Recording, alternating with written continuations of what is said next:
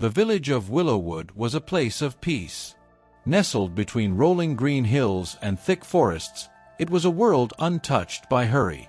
Birds sang in the mornings, and at night, fireflies painted golden dots in the air.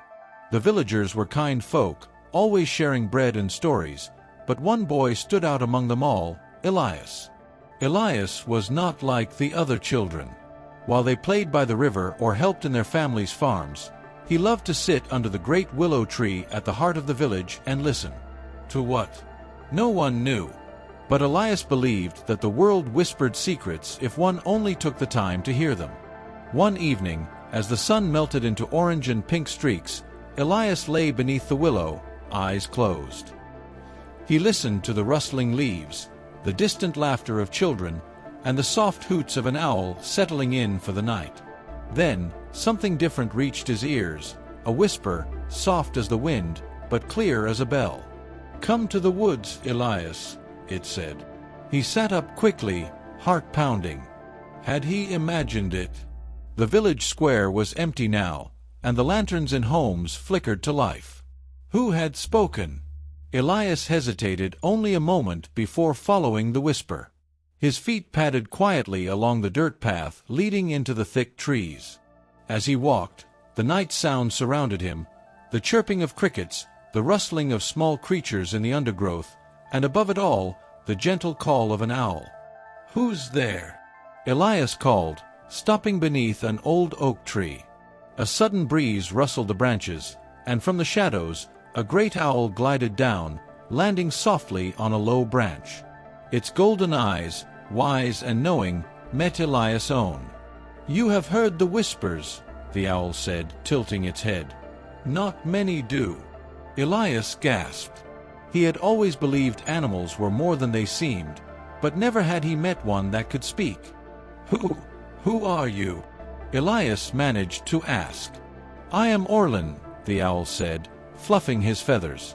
"And I have been waiting for you." Elias stared at Orlin, his mind racing. An owl that spoke? Waiting for him? It felt like a dream, yet everything felt so real. The cool night air, the soft moss beneath his feet, and Orlin's piercing golden eyes watching him closely. "Waiting for me?" Elias echoed. "Why?" Orlin blinked slowly, as if measuring his words. "Because you listen, Elias. You hear the whispers of the world." Elias felt a strange shiver run down his spine. He had always loved listening to nature, but he had never thought of it as anything special. "There is much to learn," Orlin continued, "and the animals have wisdom to share. But few humans take the time to understand." Elias felt a rush of excitement. "You mean animals can teach us things?" A deep chuckle rumbled from the owl. "More than you can imagine. If you are willing to learn, I will guide you." Elias nodded without hesitation. "I want to learn." "Then your journey begins," Orlin said, spreading his wide wings. "Come back tomorrow at dawn. The first lesson awaits." With that, the owl took off, disappearing into the trees. Elias stood there for a long moment before turning back toward the village, his heart brimming with wonder. The next morning, before the sun had fully risen, Elias hurried to the woods where Orlin had told him to meet. The air was crisp, carrying the scent of damp earth and pine. Orlin was waiting on the same low branch as before. "Today, we visit someone who will teach you about loyalty." "Who?" Elias asked eagerly. The owl lifted a wing, pointing toward a small clearing. There, lying curled under a large rock, was a dog with a thick brown coat and sad eyes. "This is Bruno," Orlin said softly. Once, he belonged to a kind old man. They were inseparable, but when the man passed away, Bruno refused to leave his side. Even now, he waits. Elias swallowed the lump in his throat as he approached the dog. Bruno lifted his head, his eyes filled with quiet pain yet unwavering devotion. Elias knelt beside him. "Bruno, do you miss him?" he asked gently. The dog whined softly and nuzzled Elias' hand. "Loyalty," Orlin spoke from above, is staying by those we love, even when it's hard. Bruno's heart is strong because he never forgot his friend. Elias ran his fingers through Bruno's fur. What can I do for him? Be his friend, Orlin answered simply. Elias smiled and sat down beside the dog. As the sun rose higher, Bruno rested his head on Elias' lap, and in that quiet moment, Elias understood the lesson in his heart. As the days passed, Elias continued his lessons with Orlin. One morning, Orlin led him deeper into the forest where a bright red fox awaited. "This is Felix," Orlin introduced. "He will teach you about intelligence and quick thinking." Felix grinned slyly. "Life is not always about strength, young one. Sometimes, cleverness wins the battle." Elias watched as Felix cleverly avoided a hunter's trap by using a fallen branch to trigger it. "The mind is a powerful tool," Felix explained. "Think before you act, and you will always find a way." Elias pondered this as he walked home. Strength was good, but wisdom, that was even greater. The next morning, Orlin took Elias to a quiet pond where an old turtle rested by the water's edge. "This is Taro," Orlin said. "He will teach you patience." Elias sat beside Taro, watching as he slowly made his way into the pond. The turtle moved without rush, without worry. "Why don't you hurry?" Elias asked. Taro blinked slowly. "The world moves fast enough. Rushing only makes us miss the beauty around us." Elias watched the ripples in the water, feeling the stillness around him. He took a deep breath and realized patience was a power of its own. One afternoon, Orlin guided Elias to a meadow bathed in golden sunlight. There, grazing quietly, was a graceful deer with gentle eyes. "This is Luma," Orlin said. "She will teach you about kindness." Elias watched as Luma approached a wounded bird resting near a tree. She nuzzled it gently, staying close as if offering comfort. The bird, though weak, seemed to relax in her presence. "Kindness," Orlin whispered, "needs no words. It is felt in actions, in warmth, in the heart." Elias knelt beside the bird and stroked its fragile wings. As he did, he felt something change within him, a deep understanding of the quiet power of kindness. The air was crisp and cool as Elias followed Orlin to a towering oak tree deep within the forest. Leaves rustled in the gentle breeze, and the soft glow of the morning sun filtered through the branches. Orlin landed on a low branch and pointed with his wing. "Today's lesson is about courage," he said. "Meet Pip." Elias looked up and saw a tiny brown squirrel clinging to a branch high above. Pip's fluffy tail twitched nervously as he gazed down at the ground. "What's wrong with him?" Elias asked. "He's afraid," Orlin replied. "Pip fell from this tree once when he was very small. Now, he's too scared to jump." Elias watched as Pip hesitated, his tiny claws gripping the bark tightly. "But squirrels are supposed to climb and jump, aren't they?" "Yes," Orlin said. "But fear holds him back." Elias took a deep breath and called up to Pip. "You can do it. You just have to try." Pip looked down at Elias, his little eyes wide with doubt. "Courage isn't about being fearless," Elias continued. "It's about doing something even when you are scared." Pip hesitated a moment longer, then took a deep breath. With a determined flick of his tail, he leaped to the next branch. He landed safely. Elias clapped his hands. "You did it, Pip." The little squirrel chirped happily, scurrying up and down the branches with new confidence. "Courage comes in many forms," Orlin said. "Even the smallest among us can be brave." Elias smiled. He knew that one day, when fear came his way, he would remember Pip's leap of faith. Later that day, Orlin led Elias to a quiet pond at the edge of the forest. The water was calm, reflecting the sky like a mirror. On a lily pad sat a plump green frog, his bright eyes watching Elias curiously. "This is Toby," Orlin introduced. He has a lesson about change.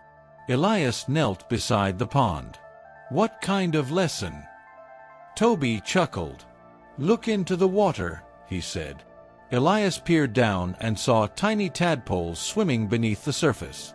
Some had grown little legs, while others still had long tails. I was once a tadpole, Toby explained. I swam just like them. But one day, I grew legs. I could have fought against the change, but instead, I embraced it. Elias thought about this. But wasn't it scary? Change is always scary, Toby admitted. But if we resist it, we never grow. Elias watched as one of the tadpoles wriggled its new legs, testing them for the first time. He smiled. So, change isn't something to fear, it's something to accept. Exactly, Toby croaked. Change is how we become who we are meant to be. Elias sat by the pond for a long time, thinking about Toby's words. He realized that life was full of changes, but like the frog, he would learn to embrace them. That evening, Orland took Elias to a peaceful grove where the trees stood tall and quiet.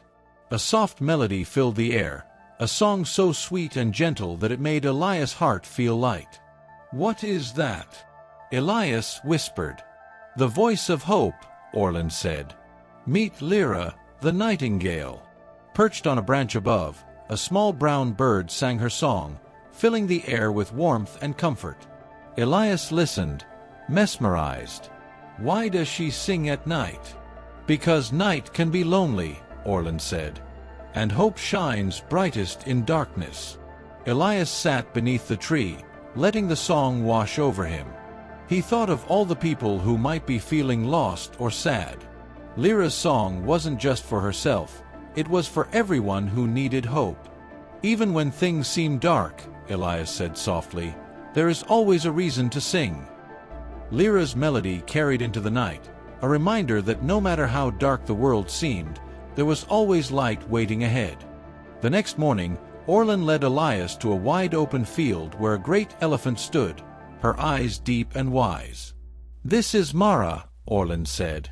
She has a lesson about love and memory. Elias approached slowly. The elephant gazed at him kindly and lifted her trunk in greeting. Mara never forgets those she loves, Orland explained. She remembers every kindness and every loss. Elias placed a gentle hand on Mara's rough skin. Doesn't it hurt to remember sad things? Mara made a deep, rumbling sound, almost like a sigh. Sadness is part of love, she said.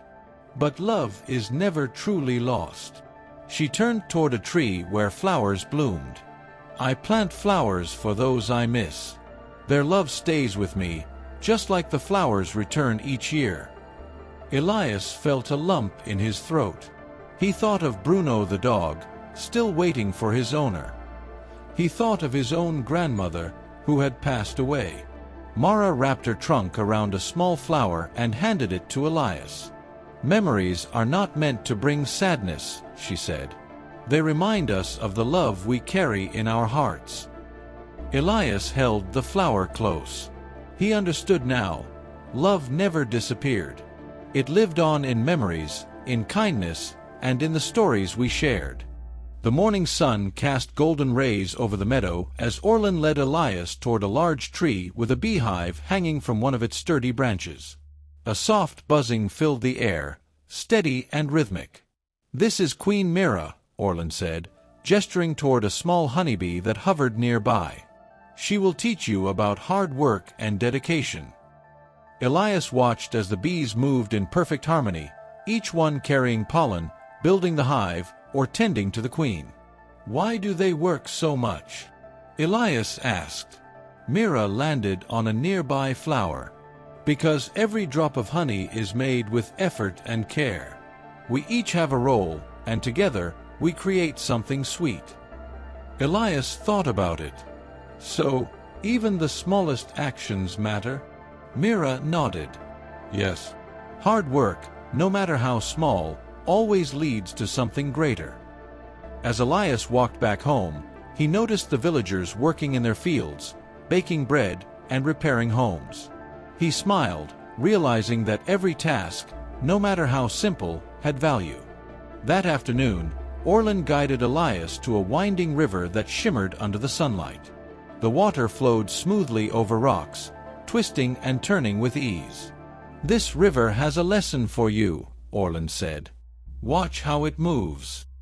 Elias sat by the water's edge, dipping his fingers into the cool current. "It never stops," he observed, "even when there are rocks in the way." The river seemed to whisper in reply, its voice gentle and soothing. "Life brings obstacles, but like water, you must keep moving. Let go of what holds you back."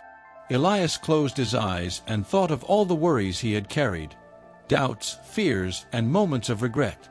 He picked up a small leaf and placed it on the water, watching as it floated away. "I understand," he whispered. "Sometimes we just have to let go." As night fell, Orlin brought Elias to a quiet clearing where tiny lights flickered in the air. Fireflies danced, their golden glow twinkling like stars. "Even in darkness," Orlin said, "there is always light."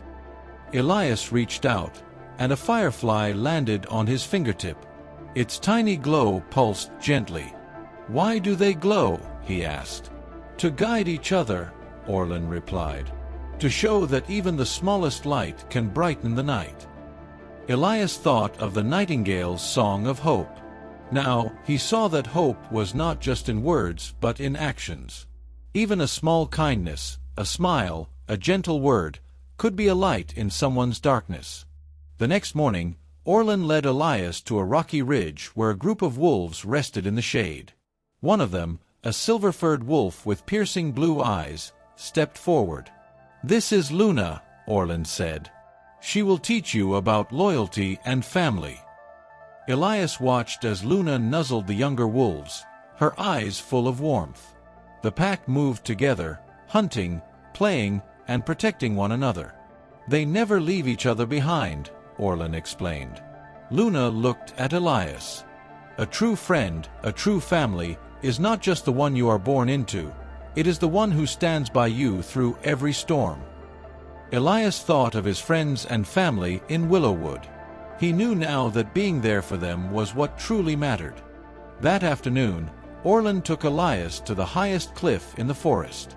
The wind rushed past them as a majestic eagle soared overhead, its wings strong and steady. "This is Eldrin," Orlin said. "He will teach you about perspective and vision." Elias watched as Eldrin circled high above. "He sees everything," Elias murmured. "Exactly," Orlin said. "While others focus on what is near, Eldrin looks beyond, into the distance, into the future." Eldrin swooped down, landing gracefully on a nearby rock. A wise heart does not only see what is now, it prepares for what is to come. Elias thought about his journey. Each lesson had prepared him for the road ahead. He was not just a boy in Willowwood anymore. He was becoming something more. The afternoon sun cast long shadows as Orlin led Elias to an ancient oak tree, its massive trunk covered in deep grooves, its branches stretching high toward the sky. The tree stood alone in a quiet clearing, surrounded by fallen leaves that whispered with the wind. "This tree has stood for centuries," Orlin said. "It has weathered storms, harsh winters, and blazing summers, yet it still stands tall." Elias ran his hand over the rough bark. "How?" he asked. A deep voice, slow and steady, rumbled from the tree itself. "Because strength is not just in the body," the oak said. "It is in the roots, in patience, in standing firm when the winds try to bend you." Elias thought about times when he had wanted to give up, when life felt too difficult. The oak's words sank into his heart. "True strength," the tree continued, "comes from knowing who you are and holding on to what matters." Elias nodded. He would remember this lesson always. Orlin led Elias to a garden filled with blooming flowers, where a small cocoon hung from a delicate branch. "Watch closely," Orlin said. Elias leaned in, just as the cocoon began to tremble. Slowly, a butterfly emerged, its wings damp and crumpled. With each passing moment, the butterfly stretched, testing its new form. The butterfly was once a caterpillar, Orlan explained. It crawled, it waited, and it struggled. But in time, it transformed. Elias watched in awe as the butterfly finally took flight, its wings glistening in the sunlight. Change can be difficult, Orlan said, but sometimes it leads to something beautiful. Elias smiled. He knew now that he, too, was changing, growing into someone stronger and wiser. As night fell, Orlan led Elias to a quiet, snowy hilltop where a magnificent white owl perched silently on a branch. "This is Sable," Orlan whispered. "She teaches the lesson of silence." Elias waited, but the owl did not speak. She simply watched, her golden eyes glowing in the moonlight. Finally, Orlan spoke. "Not all wisdom is found in words, Elias. Sometimes, the greatest truths are found in stillness." Elias listened to the sounds of the night, the rustling leaves, the distant hoot of another owl, the soft crunch of snow under his feet. He realized that silence was not empty, it was full of understanding. He closed his eyes and breathed deeply, feeling the peace that came with quiet. Orlan led Elias back to the great willow tree at the heart of the village. The wind whispered through its branches, and fireflies danced around them. "You have learned much," Orlan said. "But there is one last lesson." Elias waited, his heart steady. "The greatest wisdom," Orlan said, "is love." Elias looked around, at the trees, the animals, the stars above. He thought of Bruno's loyalty, Luma's kindness, Mara's memory of love, and the many lessons he had learned. "The world speaks," Orlan said. "And when you listen with love, you will always find your way." Elias placed his hand on the willow tree, feeling its warmth. He understood now. Everything, every creature, every whisper, every lesson, was connected by love. The next morning, Elias awoke with a new sense of purpose. He walked through the village with a quiet smile, seeing everything in a new light, the laughter of children, the kindness of his neighbors, the rustling of the trees. He returned to the willow tree, where Orlan waited. "What now?" Elias asked. "Now," Orlan said, "you share the wisdom you have learned." Elias sat beneath the tree, and as the wind rustled through the leaves, he began to tell his story. Villagers gathered, children listened with wide eyes, and the animals of the forest drew close. The whispers of Willowwood would never fade. They would live on in stories, in love, in the hearts of those who listened. And so, Elias became not just a listener, but a storyteller, a keeper of the whispers, a guardian of the wisdom of the world. Did you enjoy this heartwarming journey through Willowwood? If this story touched your heart, don't forget to like this video and subscribe to our channel. Fables of Nature. For more magical tales and inspiring stories. Turn on the notification bell so you never miss a new adventure. And if you believe in the power of kindness, wisdom, and the connection between humans and animals, share this story with someone who needs to hear it today. Thank you for being part of our storytelling family. See you in the next tale.